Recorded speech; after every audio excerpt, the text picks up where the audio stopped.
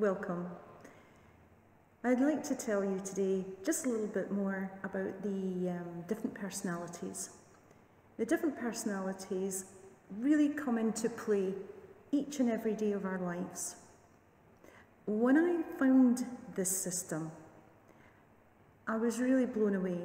I walked across a room in a hotel, and this man, this elderly gentleman, he just told me all about myself. I just couldn't believe it and didn't know how he knew. And I said to him there and then, I want to learn that. Teach me. And so he did. He came up to Scotland numerous times and he stayed with me. We got groups together. And by staying with me, he made me work with all 12 personalities. That was hard. So I had to take on the characteristics of them. For example, one of them is called Mother Nature. Mother Nature would always be making you coffee or baking and fussing around and making sure everything's fine and working. And usually, if someone comes to my house, I'll say to them, oh, put the kettle on if you want a cup of tea. So there was huge differences, but by learning all 12 personalities, by learning how to talk, communicate and understanding, then we can really develop ourselves, because actually the personality is being made up of 4 elements. We really need to work with the 4 elements and try and balance the 4 elements. My daughter and I, we're a classic example.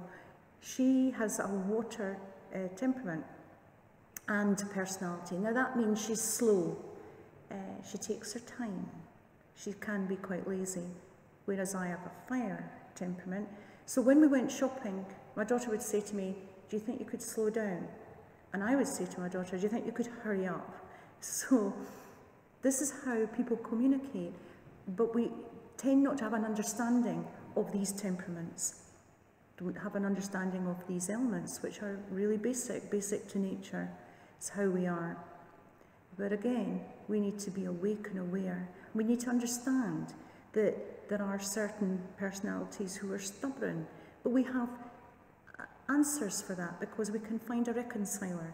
And when we know that, then we can better our relationships.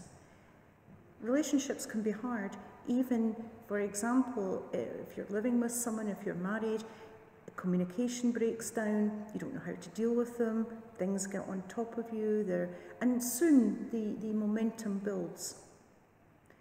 For me, these relationships, and for many, many others who I have taught, are really an absolute essential to everyday life, living a successful life, and utilising these skills, whether it's in your personal life, in your business life, by understanding people better. To do that, we need to look at what consciousness is, our consciousness, and also how we ourselves are in our everyday state.